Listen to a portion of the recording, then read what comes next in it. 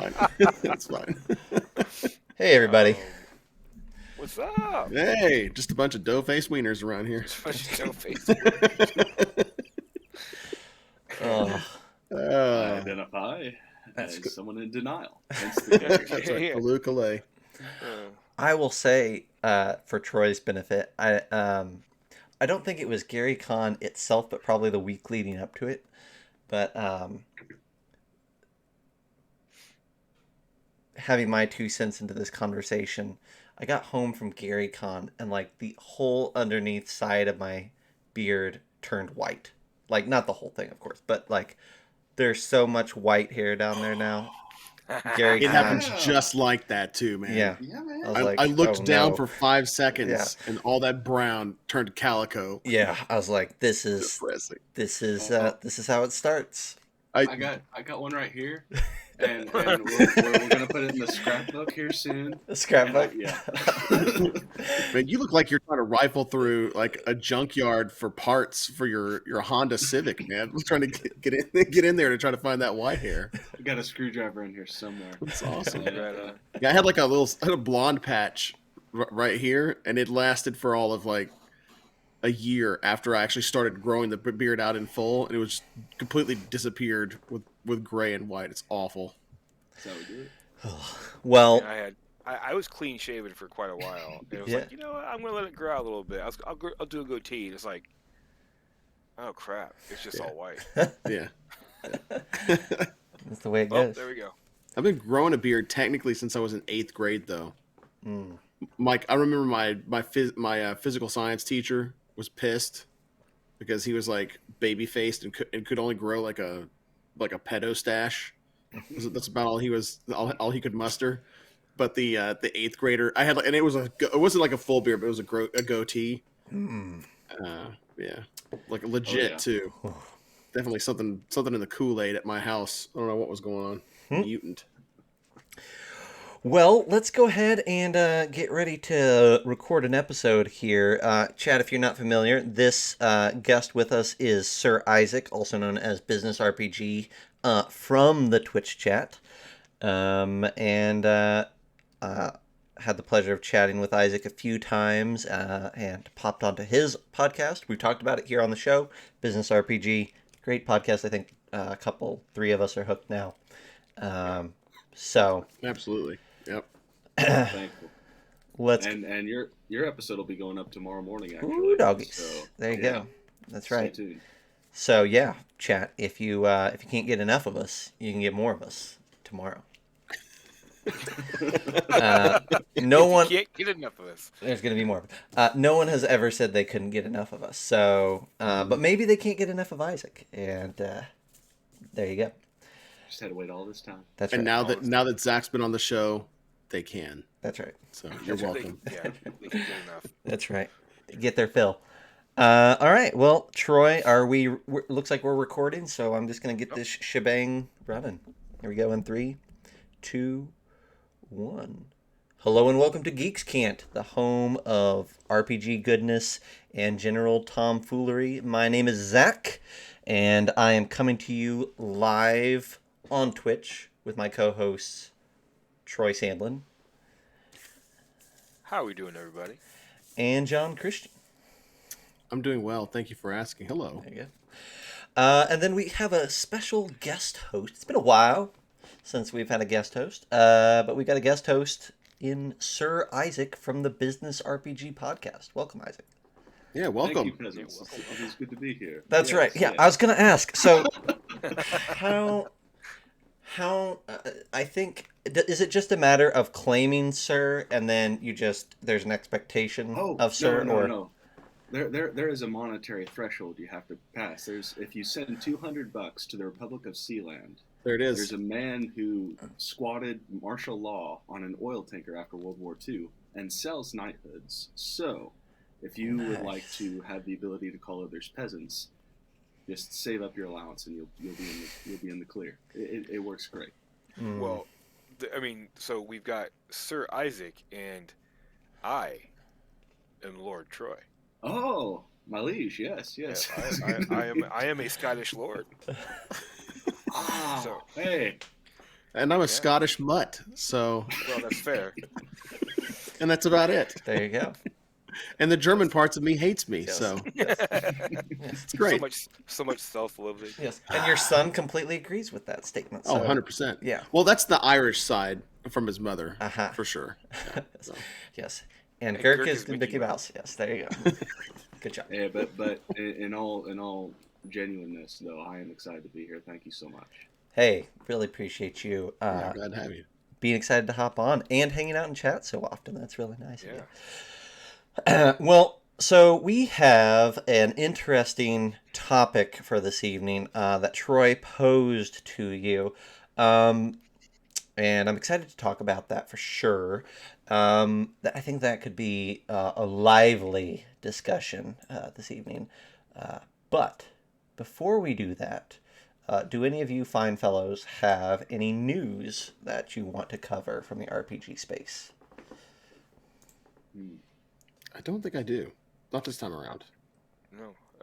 No, because Mastering Dungeon hasn't dropped their new episode yet, so I haven't had a chance to steal any news from Sean or Teos. I listened to one recently though, and they're doing reviews and how would you updates on old modules, and they did the Dragons of Despair for Dragonlance. Yes. So that's what I listened to while I coded today. It was pretty awesome. There is something that I found the other day, and you guys may already be well above or well ahead of me on this, but there's a podcast that I've kind of had a resurgence with called RPG Design Panelcast. And it's pretty much business RPG, only it's RPGs. They just talk about the business side of writing games, launching games, and it's world forums. So they're talking to people in Germany, across the pond in England, and all over the U.S. It's a great podcast for RPG content if you guys haven't heard of it yet. Interesting. What was that? What was the title of that again? It's called RPG Design Panelcast, but I actually found them, I couldn't find them when I typed in the name. Maybe I can give you a link and you can put it in chat or whatever, but there's I've never been on a Twitch stream before, so I don't know what the right verbiage is. There's what it looks like as far as I don't know what the etiquette is for this. I found that genesisoflegend.podbean.com. Looks like I found them, but I threw them in Twitch chat also. It's a great podcast, and I hope to have them on the Business RPG at some point.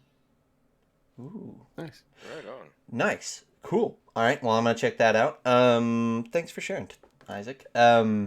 I've got a piece here that I'm super excited about because it's topical to one of our previous episodes. Last episode, actually, I think. So remember how we were talking about a little sci-fi RPG that's going to run as counter-programming to Mothership called Death in Space? Mm-hmm.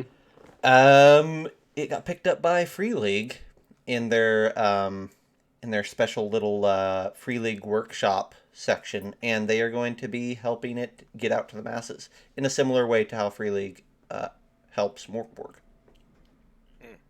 Yeah, that's cool. And the article that I was reading said that a couple of the designers from the company that did Morkborg are the leads on Death in Space. So that's why maybe the book feels very similar, why it has a similar presentation, because it's similar guys. Very cool. I'm intrigued to see how much more this Free League workshop catches on. And I'd be fascinated to know, maybe Isaac, you can get one of these people on and find out the interworkings of it. But I'd be fascinated to know, what does it look like to be they call themselves a sub-label of Free League. Anybody that signs on here is considered a sub-label, and they say that particularly this indie game sub-level is used for externally designed games that they help print, publish, and distribute. They must be fully complete role-playing games with finished art and graphic design. I guess I'm just fascinated to know so if you have a finished game that's completely done, what does the relationship look like to become that underling of our favorite company? anyhow. Yeah, Bear Droid brings something up that I was thinking earlier today when you brought up the death in space. What's the why would you put this out when you've already got the Alien RPG? Which I mean, it almost seems like, if you like the system of Alien RPG and you want something a little more uh, pedestrian and not necessarily linked to xenomorphs and things like that, you could just kind of do your own thing in the Alien RPG rule set and world. So why would you go out and purchase or distribute what very well sounds to me like the exact same game, just coming at it from a different angle? Well, I wonder if it's a couple of different things, right? One of it's probably licensing. It's probably going to be cheaper not to release it under an Alien banner because you're not going to have to worry about licensing as much.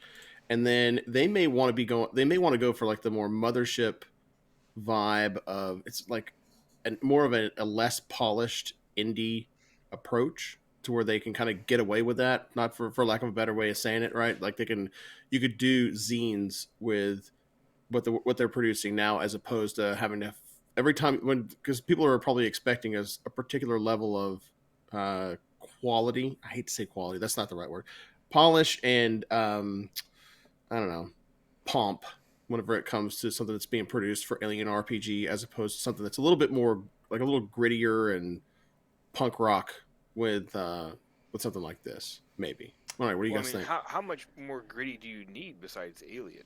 Well, I'm not thinking about gritty from like from a thematic perspective. I'm thinking more along the lines of just like presentation, right? Like they could probably print these things in black and white if they wanted to on A5 stock. Yeah, I I'm not. I'm just saying, like, so the one rule system could do both. yeah. So what Death in Space sells itself as a heavily OSR inspired system. So it's gonna feel in some ways a lot like Morkborg. Hmm. And weirdly enough, this was a bizarre statement from them that kind of shows that they're wanting to take it in a different route. Um, they list a lot of westerns along with sci-fi movies as their inspiration for their writing um, and content. So they mention A Fistful of Dollars and a couple others that I saw. Um, but but yeah, there's definitely, I think, uh, an intent to steer away, at least in some ways, from like the hard sci-fi angle or the techie sci-fi angle maybe that we see in the Alien RPG. I think it's also a thing where, um, and maybe Troy, this goes back to your question, but you have to submit an application to become a sublabel, right? So Free League isn't going to these guys. These guys are going to Free League. Right. So it may be a thing where Free League's like, well, heck, if you got a finished game and we like your game, even if it's somewhat similar or parallel to something that we've got going on, if we feel like it's just enough off and it fills out our roster, in a slightly different way, shouldn't hurt Alien too much, if at all, to have another weird sci-fi game floating out there. Um, it's just a fascinating. I don't know. It's just a fascinating. You're, Yeah. yeah. Well, I think you make a good point too, because like this could be more of a what is it? God help me out, like Serenity or like a Firefly? spaghetti space western. Yeah. Firefly, yeah, more like a Firefly vibe as opposed to deep space horror. It doesn't have that vibe as a Kickstarter, but you're right that it could. Mhm. The Kickstarter has. So we're in a deep dive here, but like the Kickstarter feels very like Morkborg. And I almost, and you could argue though that Morkborg is almost in the same way that Death in Space is similar to Alien. You could argue that Morkborg has similarities to Forbidden Lands, right? So they already kind of did this once in that they've got this black fantasy running in two similar routes. But I think the big thing here that I'm seeing, if nothing else, is that they're running completely different systems, right? Yeah. I think that's their real pitch. So It could be just that they have a niche that they know works really, really well, and they're just trying to capitalize on the next thing that comes in. They have the audience. You know, that reminds me actually of a question I asked you guys over at World of Game Design in our interview. What does that relationship look like after I've gone from idea of Kickstarter with everything ready to it's been fully realized, and you think you can keep it going for me as a business? They could be doing something similar, but in a niche that they know in and out. Yeah, I think so. And the other side of it is that I think Free League has to have seen. I mean, this Kickstarter for Death in Space did $135,000. So for an indie, for an indie creator, like it definitely did super super well. And it's something that you take notice of. And if that person comes to you and is like, "Would you help us publish our game?" then you probably say, "Yeah, I think you have enough of an audience to where we could work something out." Yeah. Well, that's actually a really good point too. Maybe it's part of absorption of another audience, right? It's pulling in that audience as well into their pantheon of games that they've already got producing. But did you know that Free League also does ... and the stuff that they broadcast out? It's casting a wider net. Did you also know that Free League does everything that Modifius doesn't? Right. That's right. All the licensing that Modifius doesn't have it, we got that. We get that. Yeah. So what has no one done yet? And we'll just do a business around that. That's right. We'll start Well, off. Yeah. I like that. Zombie unicorns. Let's do it. Yeah, that's Mr. right. Rogers. Mr. Rogers' neighborhood. Yeah. Ooh. Land of Make Believe. Now, Daniel Tiger. Oh, Let's gotta do write that this. down. I'll tell you the one property, the one license that I haven't seen anyone announce yet that, if I could give my left arm, Mad Max is still out there somewhere. There's been no chat of it at all.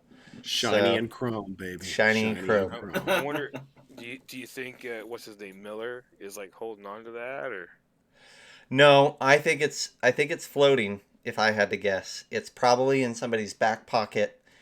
And if I would be surprised if there wasn't something in development, But I'm going to be surprised if it's not in Modifius's or Free League's hands, to be honest. But who knows?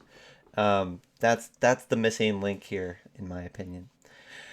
But okay, so believe it or not, that was just the news side of things. That was one news article. That was one news article. We got a whole other topic, and yeah. So, Troy, you posed this. This is something that you, John, and I were talking about in text form last week, and then you hopped into a chat with Isaac, and lo and behold, felt like that would be a good topic for this evening. So, Troy, what are we talking about? What's the plan? We are talking about what is coming in 2024. What do we think Wizards of the Coast is going to do with the evolution of D&D? Is it going to be 5e evolved? Is it going to be a 6th edition? Is it, they say it's going to be backwards compatible. What does that mean? Will we still be able to create using some form of an SRD, some form of an OG, open gaming license? Yeah. And really, I think we wanna hone in on that. What does this mean for the third party creator angle, right? Because there's this, we could probably do a whole podcast series on what could 2024 bring. True. But I think maybe we can contain it to a single episode if we're careful here. So if you guys don't mind, unless you feel like this is being repetitive, I thought I might just kind of give a quick overview of what has been announced. What do we know? And then that kind of gives us a framework to then theorize on out, right? Does that make sense? Mm-hmm. Absolutely.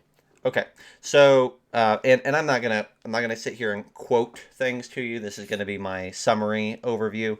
But a few months back, Wizards of the Coast announced that in 2024, they are going to have a revised edition, a revised release of the core rulebooks for D&D. Along with that statement, they also sent out a survey that was pretty stinking obsessive. Like, it asked all sorts of questions about not just your play experience, but it got down into the minutia like no other survey had done before, in my opinion, especially for 5th edition. This is a survey that asked pointed, detailed questions about every ability of every core race and every core class. It was not a, how do you feel about this archetype for the class? It's like, no, what do you think about, primeval awareness for the ranger as an ability? How satisfied are you with it? That's super detailed. And you don't ask a question like that unless you are considering the idea of making adjustments there. But that's a little bit of guesswork. So they sent out this survey. Since that time, of course, they threw everybody into a tizzy. We saw snippets of a new VTT that they confirmed they are developing in-house, or at least with their own company. So we know that there's a big question mark looming over, or we're guessing that there's a big question mark looming over, is D&D Beyond going to continue to be the most legitimate source for online tools for 5th edition? And then we started getting comments from various designers through interviews and streams and things, where they said things like Troy mentioned, everything is going to be backwards compatible. That's the intent. That we're not going to see a new edition in 2024. We're going to see a backwards compatible iteration. And we did hear the word thrown around that it will be the next evolution of D&D. So backwards compatible, but a new evolution. And then kind of one of the most recent things is they invited some of the, let's say, the prominent influencers around 5th edition to do a Q&A and kind of a chat with the designers. And Nerdarchy posted some questions that they had raised during that interview and the responses. And the big thing that came out of that was they pointedly asked, is the SRD and OGL going to move forward? For those of you that aren't aware, the OGL, the Open Gaming License, is what allows third-party creators to design content for 5th edition. The SRD is the particular mechanics and flavor and things that WotC has turned loose into the open world. So the license kind of outlines how you can use these things, and then the SRD is those things. And anything that is not part of the SRD, you cannot use if it's found within their books. So an example of that is a boule is in the SRD, and you can copy and paste that stat block into whatever you want, but a beholder is not. And so you can't use that stat block, nor can you use the word beholder in your game. Right. So they were very clear that at this point in time, their intent is to leave the SRD and OGL how they are. There will not be a new OGL, which that's kind of makes sense since we're not getting a new edition. But they're not going to update the SRD anymore either, which is something that they actually haven't done in a very long time. What this means from a creator standpoint, and this is the last thing before we kind of turn it loose into discussion. What this means is that when they do things like, if they do something like revise the ranger to where the ranger is now doesn't have primeval awareness and doesn't have this other thing, and they've replaced those abilities with new abilities, third-party creators will not be able to reference those new abilities, and they cannot design archetypes that utilize or enhance or modify those new abilities. And if those creators have archetypes, this is just one key space of it, but if creators have archetypes currently that reference primeval awareness, that will no longer be a valid build for the current evolution of D&D. Obviously, that build still perfectly works for the traditional ranger or whatever they're building on, but it wouldn't work for a revised. And so now, so all that being said, and you guys can yell at me if I missed something, but all that to be said, our discussion tonight is, okay, so that's what we know. We can guess a whole lot, but where does that leave creators who want to make content but see the kind of shaky ground or unknown territory approaching of what does evolution mean, look, and what is my role in that going to look like? What should I design? What could I design that might get to play in both fields? Am I safe to still design things for regular 5e? Should I be trying to, anyhow, that's where we're going to be sitting here. So, yeah, let's kick it off. Isaac, what's your initial thoughts as we kind of ran through that? My initial thoughts, and this kind of comes from my previous conversation with Troy, is that I understand there's really two arguments to the situation where the market's going to go. One is there's going to be a new system, kind of like you said, is a possibility where they're going to replace a lot of things. It's going to be backwards compatible, and you have to make content based off of what that new system is going to be. And then the other is the idea that you just need to focus on creating content that can be adapted to really any system. And correct me if I'm wrong about those kind of being the two different ways it can go. But from where I'm standing, and I also understand that I kind of have a blind spot coming into this conversation because a lot of you guys, you go to conferences, you do a lot of things when it comes to, I'm going to follow 5th edition or 5e for these games that I have come to this conference to run for people. Whereas my entire D&D experience has been homebrew. Mm-hmm. It's been very much run and gun. You want to have a beholder that you carry around as your familiar on a dog leash. Well, let's figure out how that happens. Sure. It doesn't go well, but we still figure out a way for it to happen. And my introduction to D&D was actually through Pathfinder. Mm-hmm. And we were playing Pathfinder using the SRD resources when 5e came out.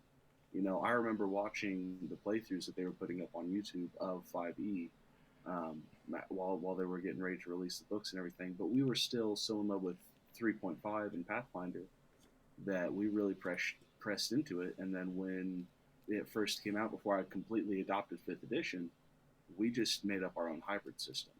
And that hybrid system came based off of whatever other written content was out there. And I emphasize whatever other written content was out there.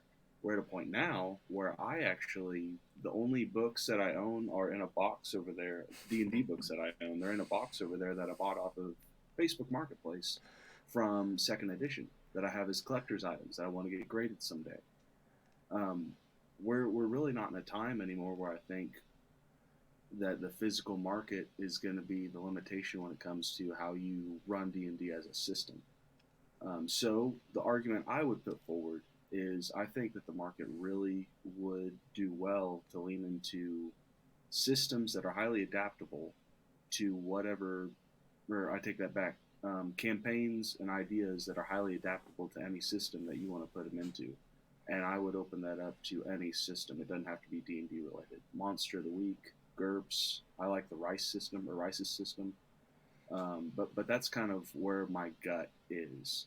But that if we're wanting to stay in the realm of D&D, um, I guess I would think it foolish of them to try and they either need to come up with a system that is going to be foolproof going into the future because we're going into an age where content is what's important and not the system, or double down on what they have and just try and focus on creating more content. That's my thoughts.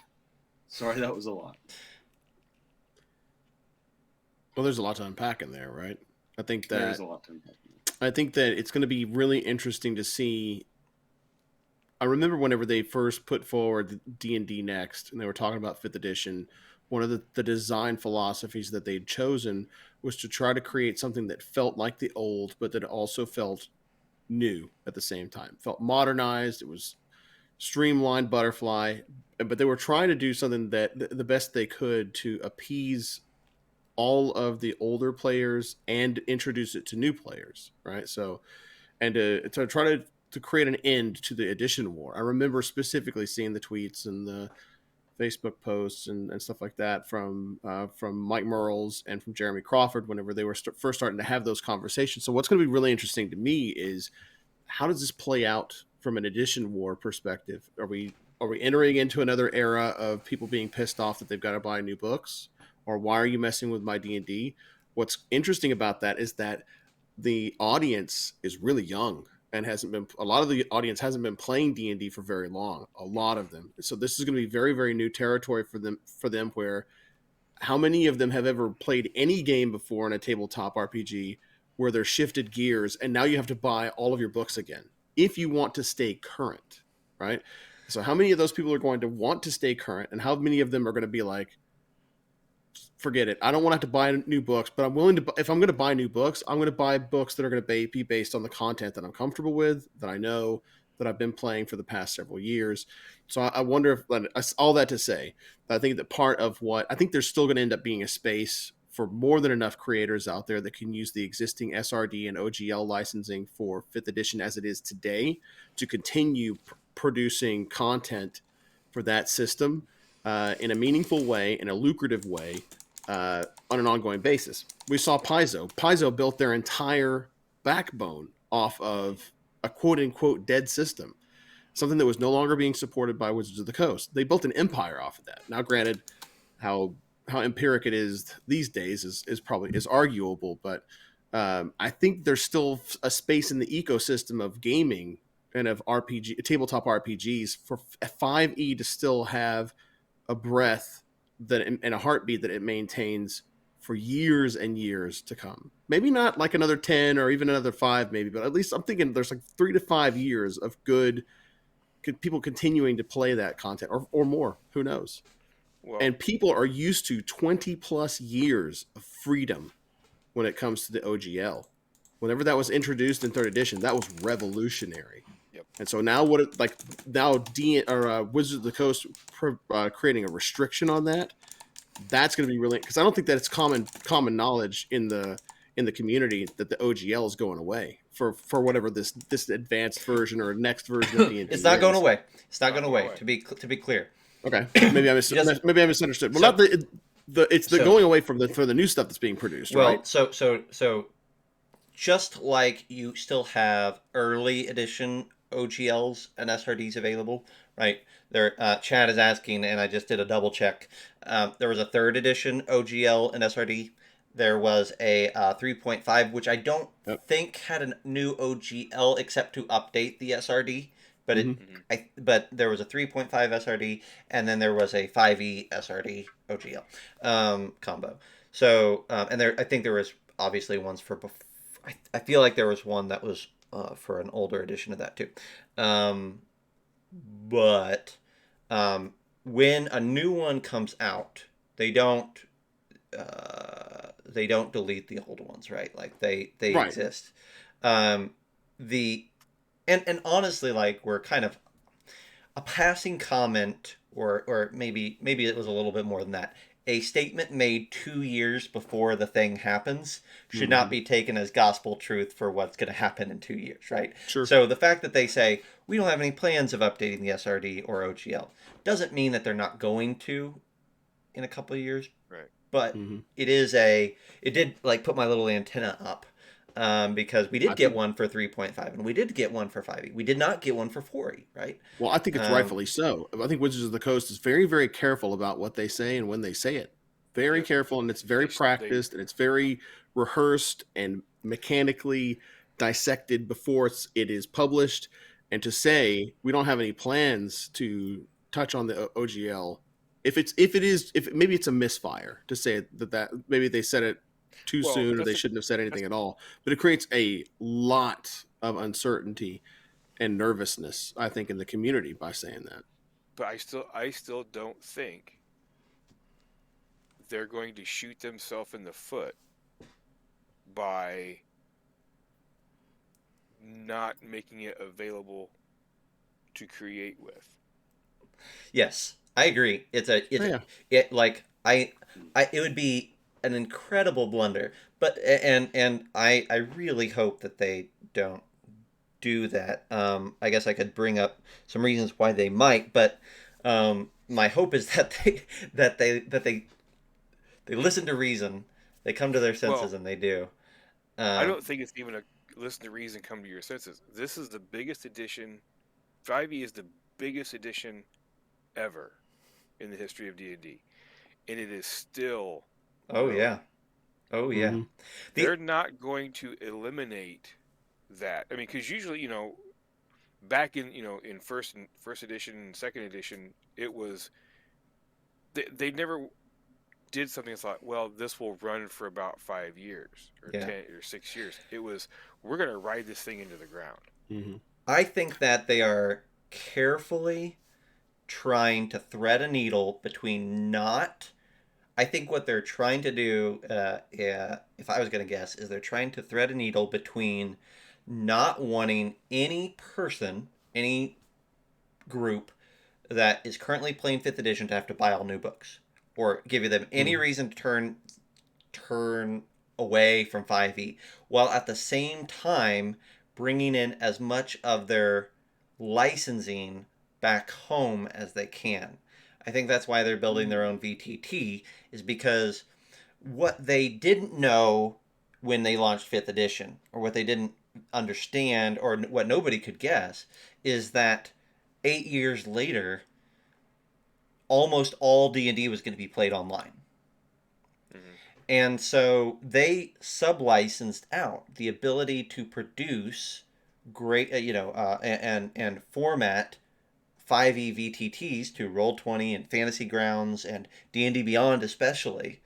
And while they still get a piece of all those pies every time you sell, Lost Mines of Fandelver on Roll20, WotC's getting a cut of that. They're not getting the whole cut. And it Hmm. and that has to be eating at them in a world where physical book sales are, in some ways, playing second fiddle to online. Certainly, online games are playing second fiddle to in-person games. Um, Digital content has to be following that to some extent.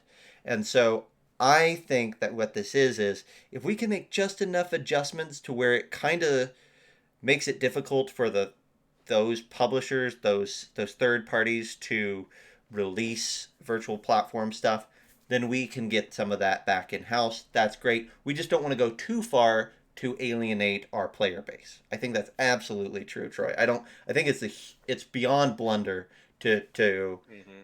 to sour their player base. The question is, can they do that, right? Well, I think they can. I mean, because one of the things that has been discussed, it's like, well, what if they, they're not going to pull the license from D&D Beyond, but maybe they don't extend the license to the new stuff to D&D Beyond, and that is also a blunder because you've got those people that have Mm-hmm. all their books on there, and as soon as a company says, well, you know what, if you want to stay current, we're not letting D&D Beyond touch it. Mm-hmm.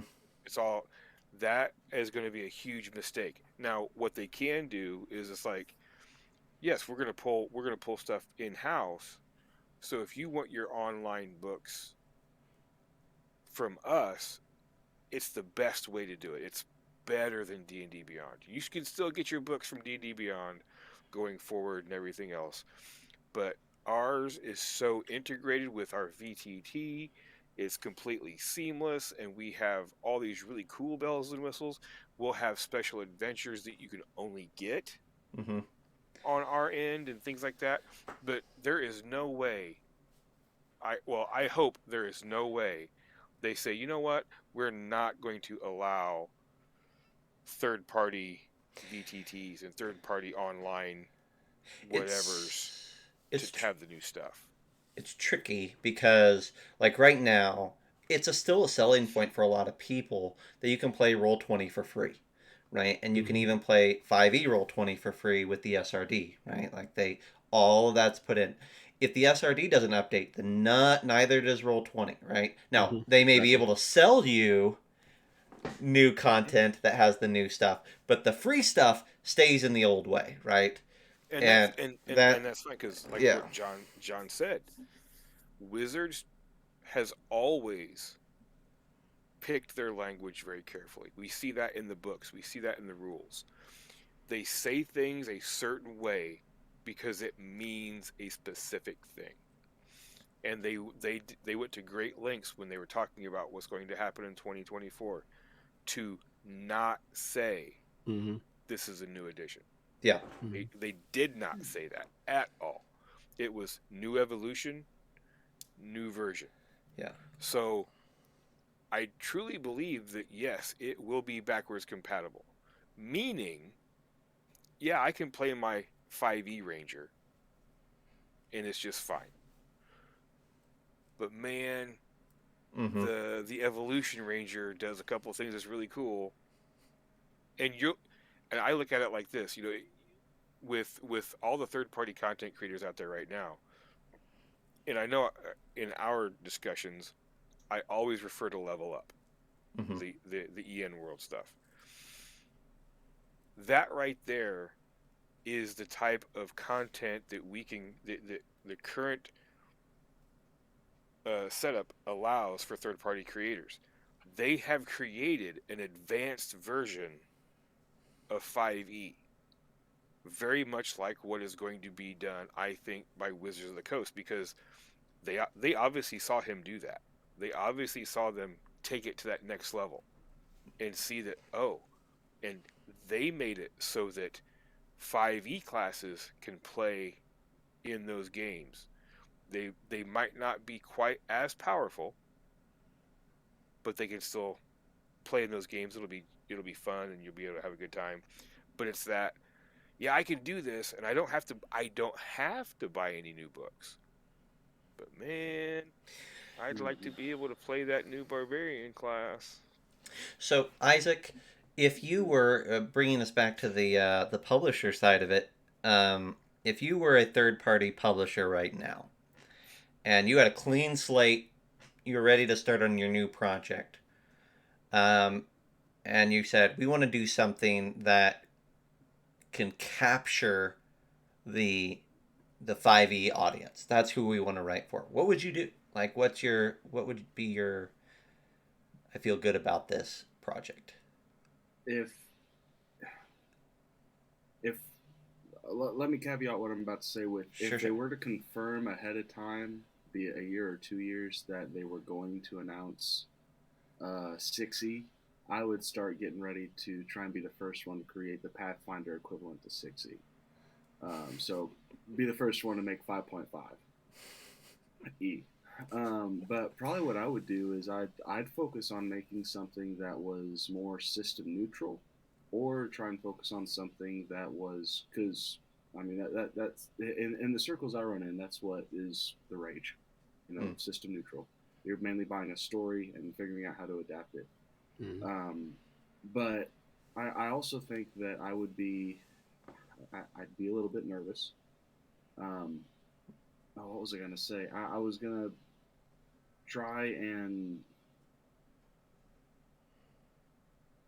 I think it's a bit different right now because once upon a time, most of the RPG world, as I understand it, was GURPS, and then GURPS begot D&D, and then D&D became the thing.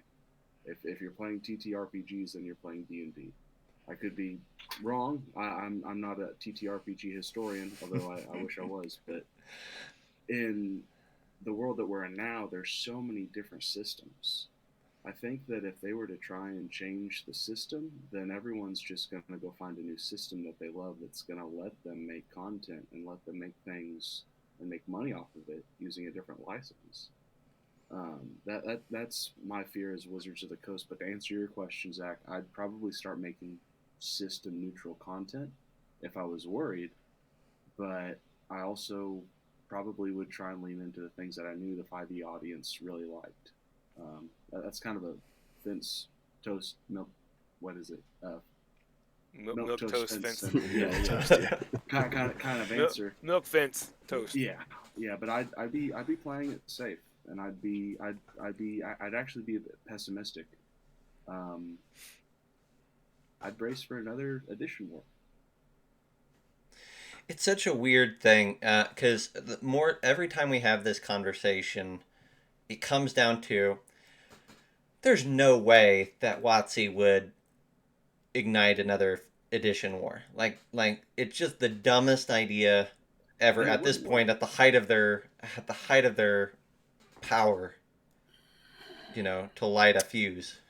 Here's the thing, though. Let's talk about what drives every business at its core: money.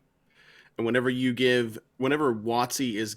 has shown itself to be a serious cash cow, and Dungeons and Dragons is now on the map at Hasbro as a revenue generator, that whenever the changing of the guard occurs, now there are new orders that come from on high, that it doesn't matter if they play the games or not. They don't have to. From them, it's business, right?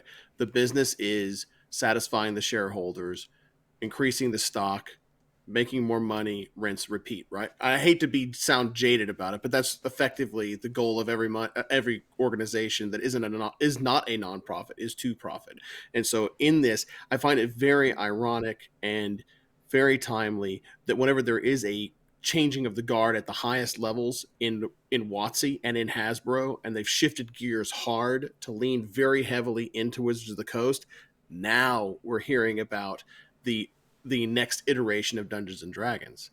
And as a result, to me, it is driven on satisfying as many people as absolutely possible.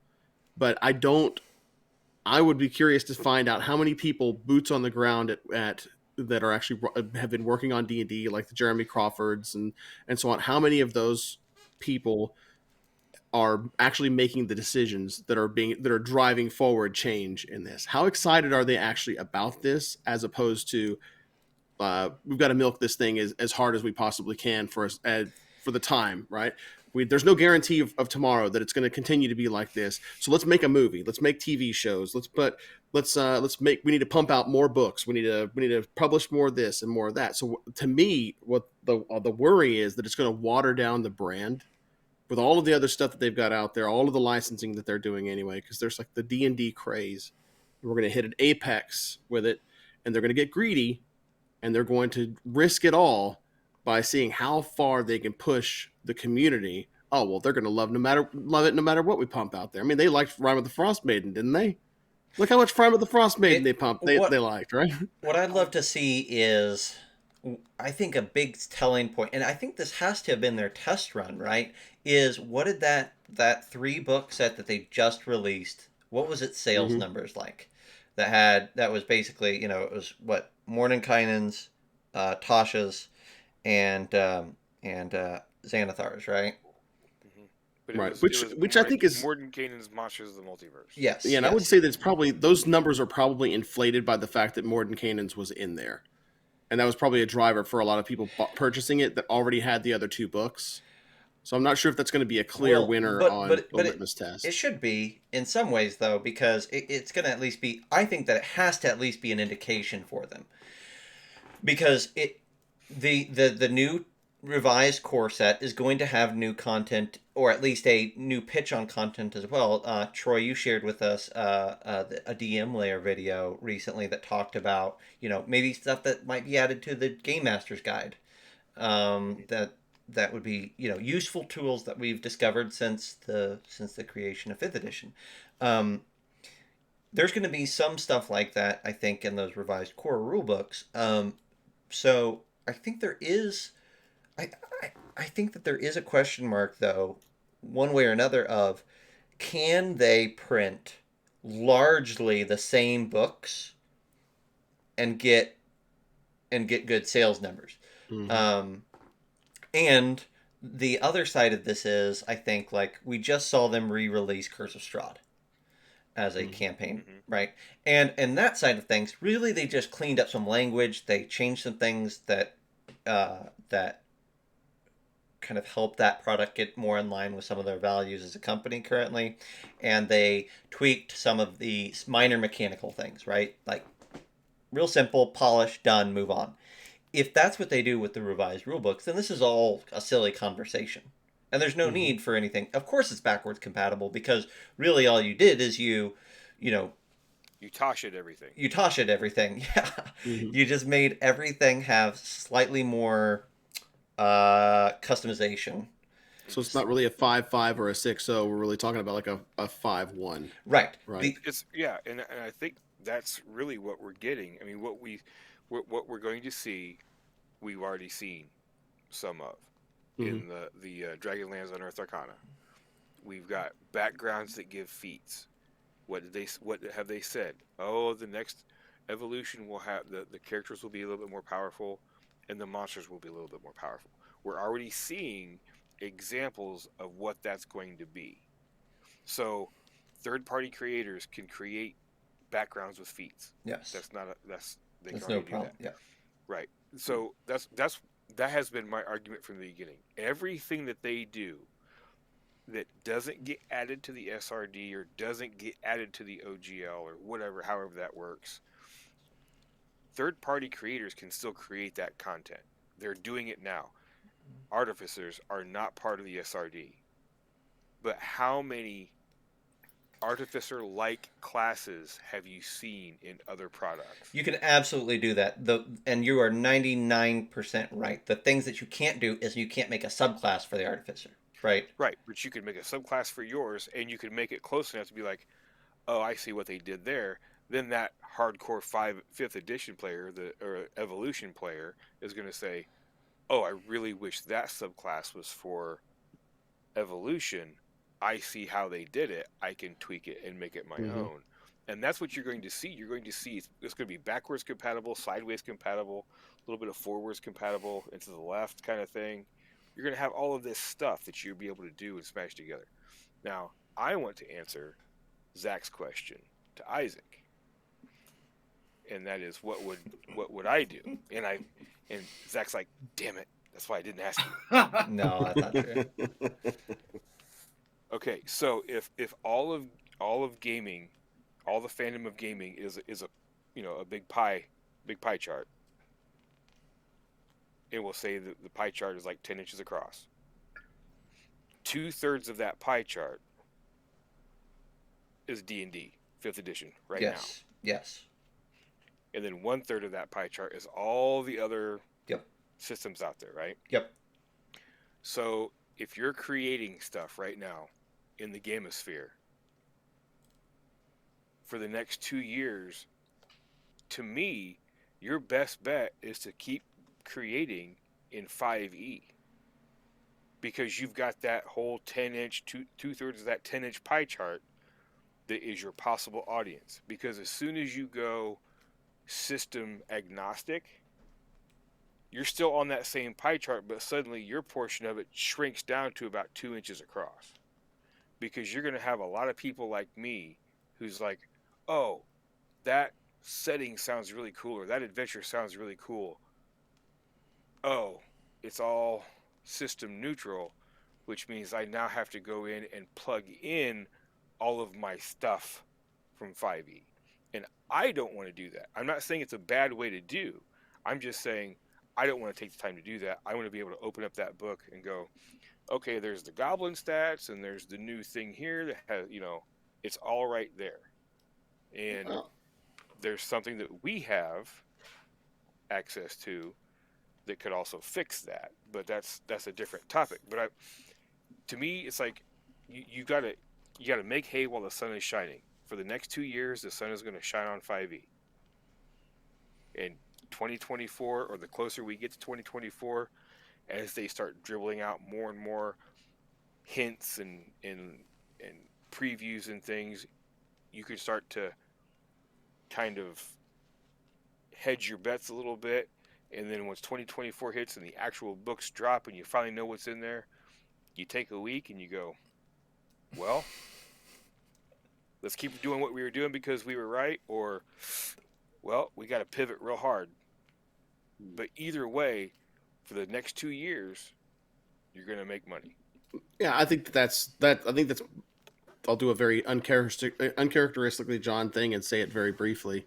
That I think you're jumping ship too quickly if you were to stop producing 5e material, or if you that again we're talking about 2 years time, right? It's a little bit. Yeah, go. Sorry. No, go ahead. It's fine. Well, it's a little. It is far ahead. It depends on what your release is compared to your start of the project, right? Sure. Imagine that you are, Onyx Path right now, who has a lead time of 2.5 years from the time they release the Kickstarter to when they deliver the book, right? If you're Onyx Path right now, do you dare launch a 5e Kickstarter? Saying that you're going to deliver in summer of 2024. I think that depends on the product. Yes. I think you continue to do it, but you may have to shift gears on like reducing the footprint of what you're actually producing so that you can stay within that 2-year window and you can still get your goodie. You can still make your players happy and make your DMs happy with the stuff that you produce and without abandoning the revenue that you could generate by having a very like everybody is playing 5e right now. And it's very painful for players to learn a new system, or really frightening is the more accurate way of putting it. Typically what I've noticed is the GM or the DM is the one that really learns it and teaches everybody else at the table 9 times out of 10.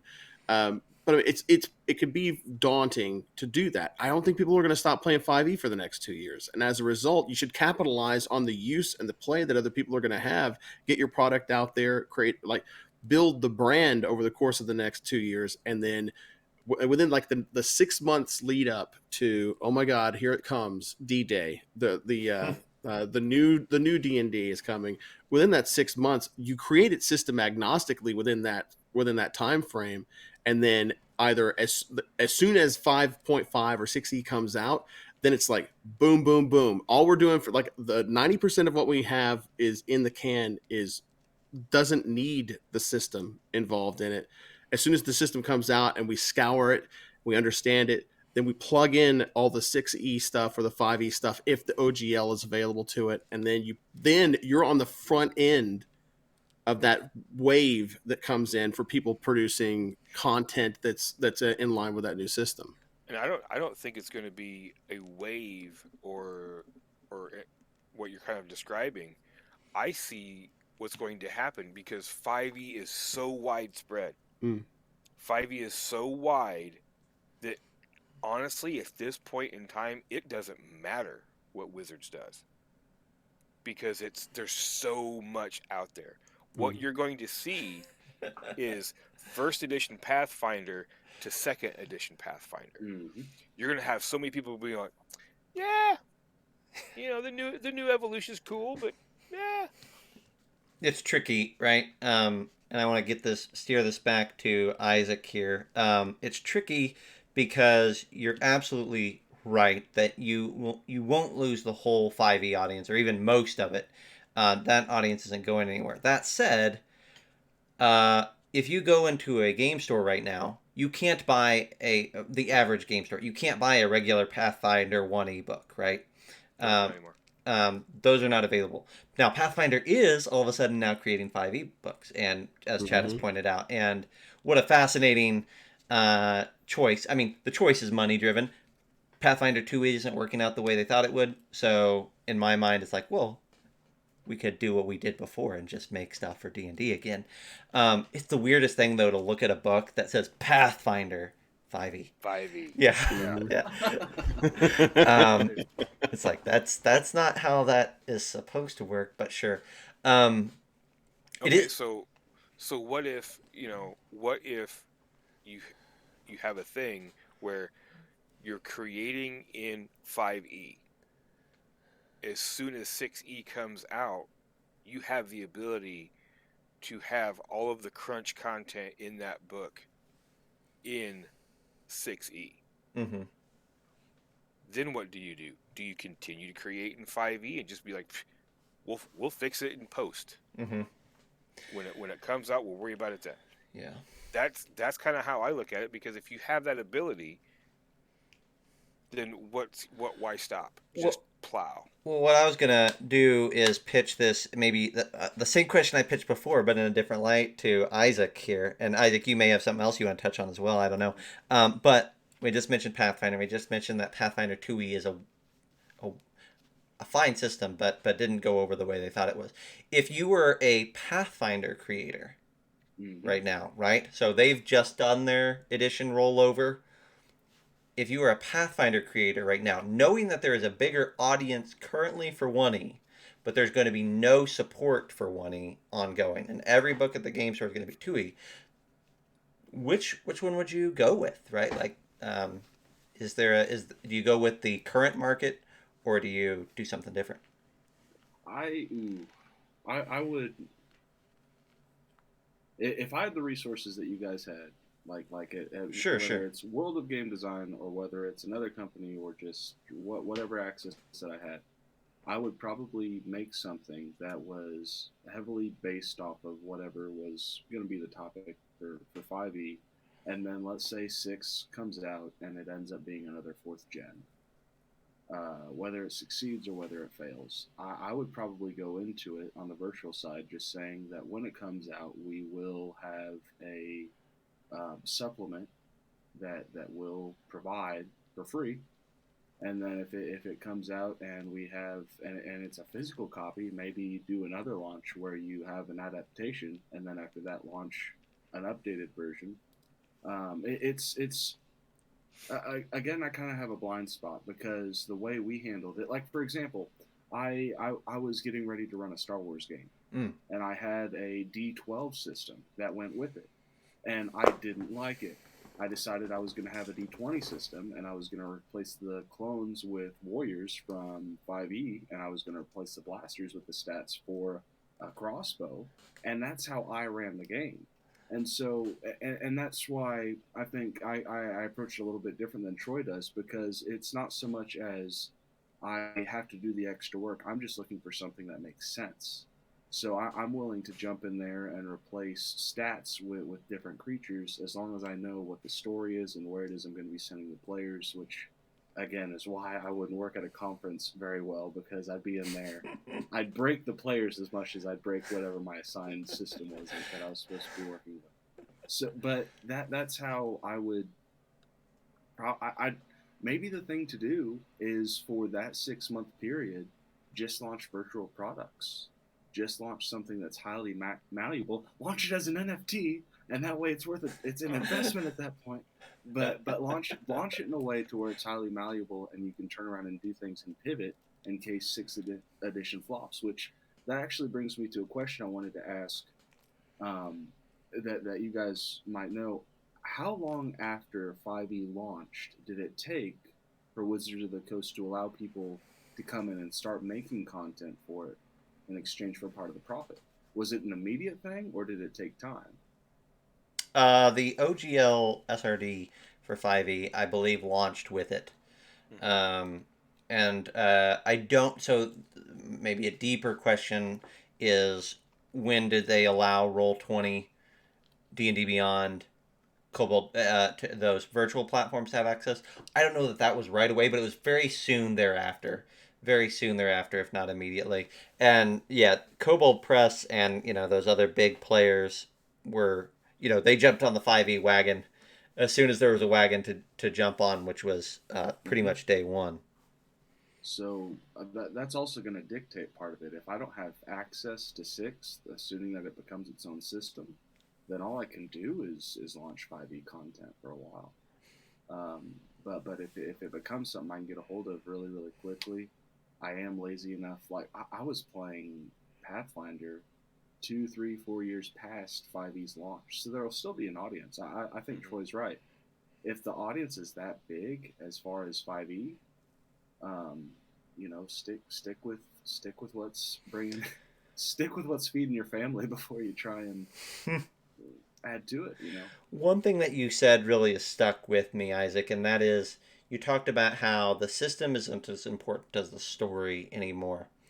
Um, and uh, I think maybe there is a lot of truth to that. And more so, what I'm thinking about is 5 years ago, I was talking to, I would say, a healthy number of DMs and players that either did their own homebrew or they used only official WotC stuff, right?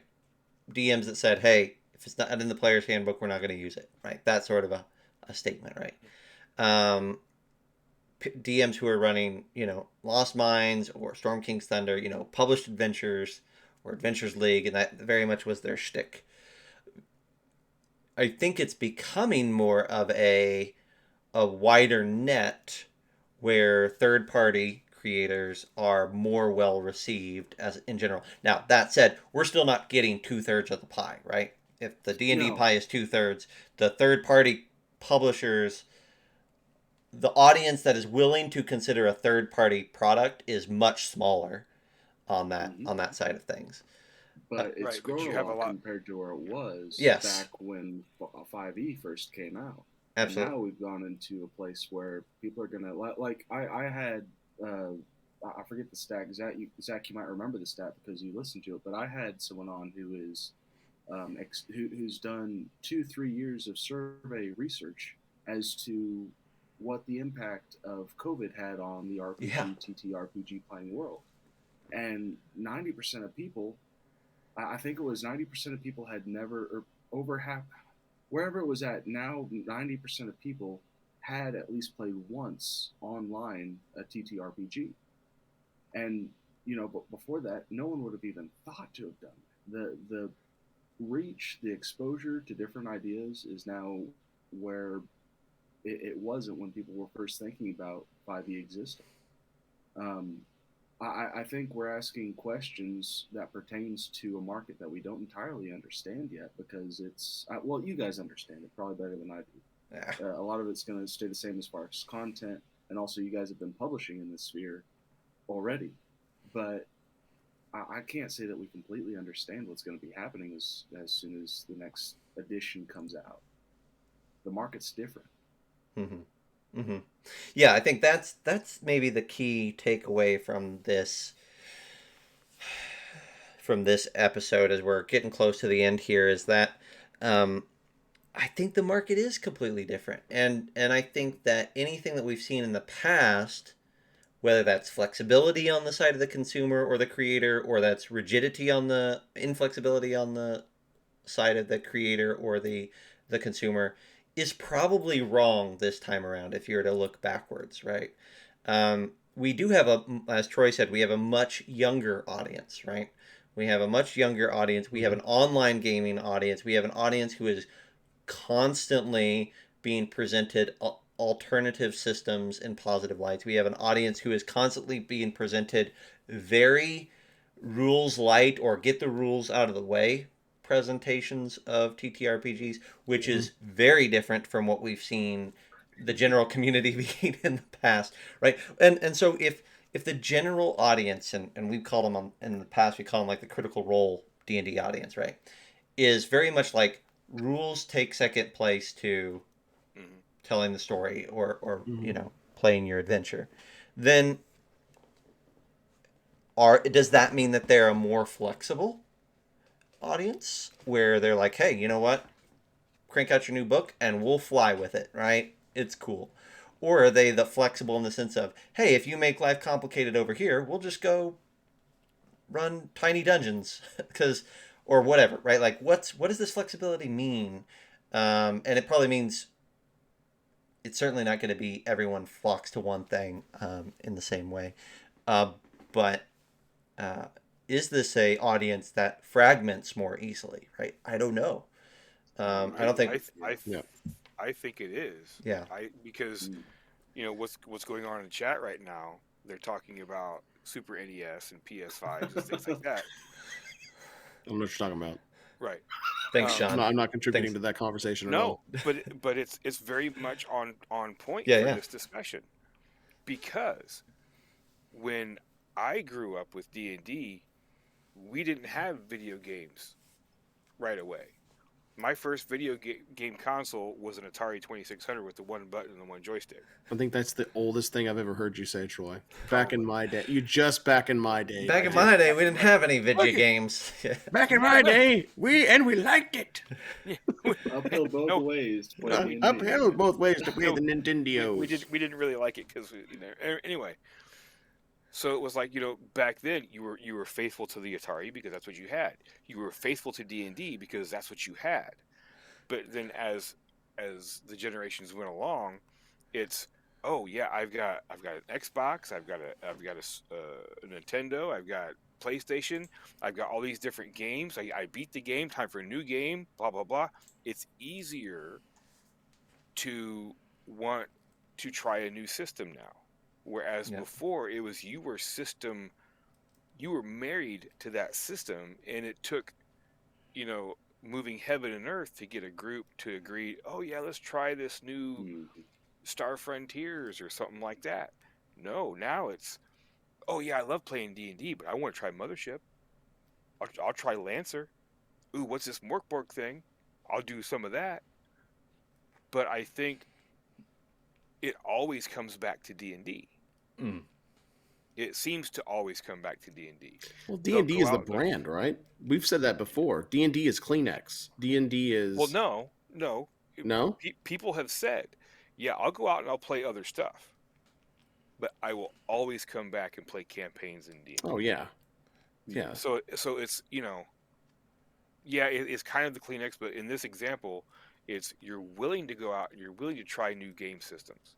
And I think a lot of that comes from, as the younger generations came up, it was their ability to be bombarded with, different console gaming, computer gaming, collectible card games, all this other ways of entertainment. Now we've got streaming services. I feel like you were so close to saying Lincoln Logs. And Tiddlywinks.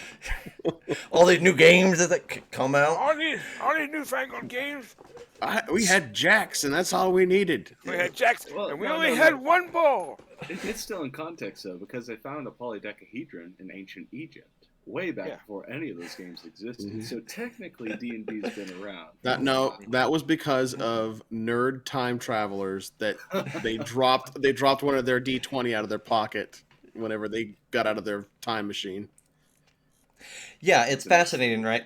We've got, I think you're right, Troy and John.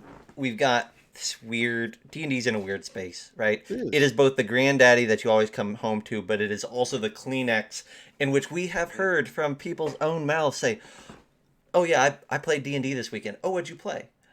Thinking we were asking what adventure or whatever. And they're like, oh, we played Kids on Bikes. It's like... Or even, I've had someone say that, and they actually meant World of Warcraft. Yeah, I tried playing D&D this weekend. It was pretty awesome. Really? What did you play? Well, I had like a Night Elf Mohawk. It was great. What? That Night Elf... Oh, Warcraft. Yeah, no. It is so D&D is so synonymous with tabletop gaming outside of the community. Once you're in, you understand it better. But from the outside looking in, everything is Dungeons and Dragons. Everything is. Yes. Yeah. Yes, very much so. Could I actually ask a question? Yeah, sure. Kind of relating back to Zach, what you said about something I said, but relating back to people being more invested in a story and then finding just a way to run the game around that story with whatever system makes sense. When you guys launch a successful Kickstarter, or when you guys interview someone who's launched a successful Kickstarter, have they ever done a poll that asks their audience, how much of what you bought from us did you stick to, and how much did you change? How much of it was a purchase that you made for the sake of story and the idea and the art versus a system that you really wanted to have the whole thing gun, stock, and barrel and run with your friends? Because in my experience, whenever my friends and I get something, we're usually just getting it for what we can take from it and then turn the rest into our own. And I'm just curious if that's what the market is doing. That's the consensus, I think, especially with third-party publisher books, is that, and this is just hearsay and Zach conjuring, right? This isn't, I can't point you towards a graph or a poll, but what I understand and what I see is that people are hunting for things that they can utilize, take in, digest, regurgitate, right? They are not looking for nearly as often, they are not looking for, I want to run a new campaign setting with a adventure that's ready to go and blah, blah, blah, right? Like, when people buy Onyx Path Scarred Lands, some people run Scarred Lands, but a lot of people are buying those books, those adventures, those whatever, to pull that content into their homebrew world, along with Kobold Press Midgard stuff and Forgotten Realm stuff and everything else, and just kind of give them more tools in their toolbox. That's what, DMs do. They buy stuff and tear apart. But we've actually interviewed creators, third-party creators, and we've always, so why did you pick this system? And I remember several times those creators said, because it gave me the language to tell the story. Mm-hmm. I don't care what, they even said, didn't really care what system it was. It just gave me the language to use to tell the story. And I think that's what's really important, especially for creators right now. And what really, it kind of frustrates me as far as when somebody says it's system agnostic. It's not, nothing is really system agnostic, because the language that they use to tell the story is in and of itself some kind of system. And you have to learn what they mean in that system agnostic language in order for you to port it into the system that you want. And for me, it's so much easier to take something that is written in the 5e language and port it into something else. Because I understand what 5e is trying to do. I understand that language.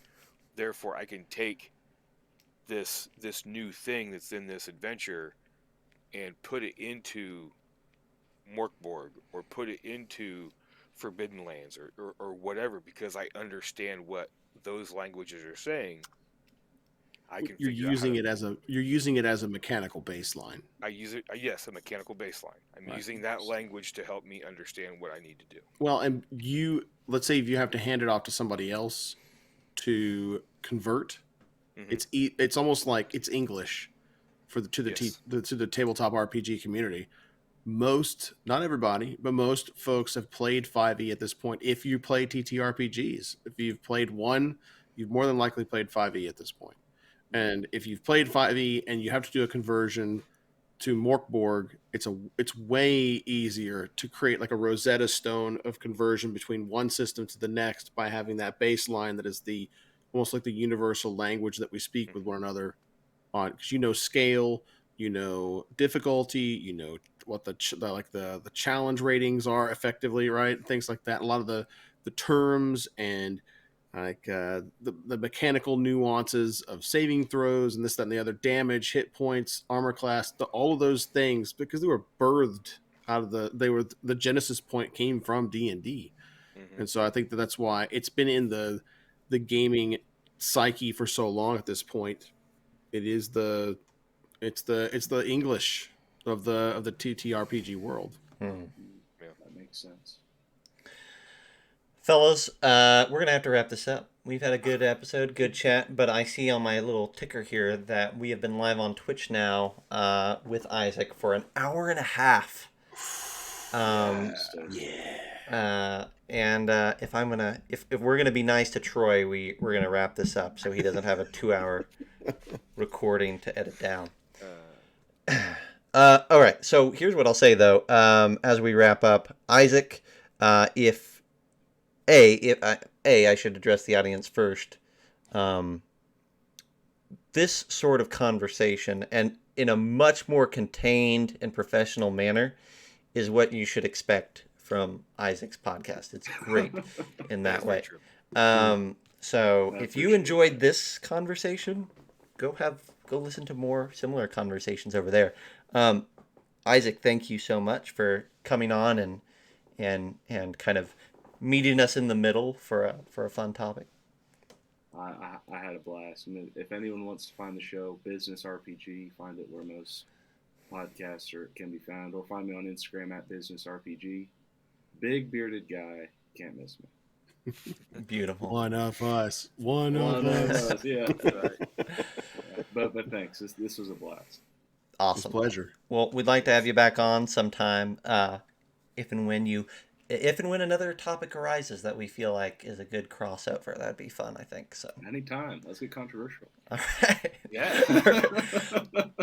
Yes. That'll be our tagline for this episode. Controversial. That's right. All right, cool. Well, hey, as we close out here, I want to thank Gabriel for being our moderator for the chat. Our banhammer wielder. Bananating the peasants. That's right. Thanks to Bear Droid, and thanks to oh gosh, I should just pull up all of chat here. Yeah, I see. Let's see here. Gurk was slinging some salt earlier. Bear Droid. It's the Fritz. It's the Fritz. Larry Graff lurks. Midsoon, Velenaz, We Love Marbles, thanks so much. I see this guy, Dwarven DM, just inhabiting the chat. So appreciate him. You know, he didn't have anything better to do on his Tuesday evening than to chat with our folks. So thanks to him. Troy, John, thanks so much for hanging out with me again for another episode. Always. We don't know. I think we've got another interview lined up for next Sunday. We'll see how that goes. But I think we got another creator in the docket. So it's going to be a lot of interviews all in a row. So that'll be a lot of fun. Sounds good to me. Yeah, man. And just think, y'all get to listen on Sunday and not spend any money. Maybe. That's right. Nope, that's not true, because we're gonna push you towards a website and you're gonna pre-order something. That's true. I'm warning you right now. Yeah. Okay, it won't be a massive list of things. That's right. You're gonna order something. Yeah. Oh yeah. No, next time I'm on, I promise I'll do a Kickstarter, and that way you guys can. Oh, there you go. Yeah. No, I'm completely lying. Don't never say never. Listen. Yep. You'll get a bug. It's contagious. All right. I guess until next week, we'll see you next time. Play great games, everybody. Hey, stay safe out there. What was that, John? I don't know. My mouth stopped working for a damn second. I don't know what happened. Please stay safe. I need a different tagline is what I'm saying. Yeah. Stay safe out there. Stay safe.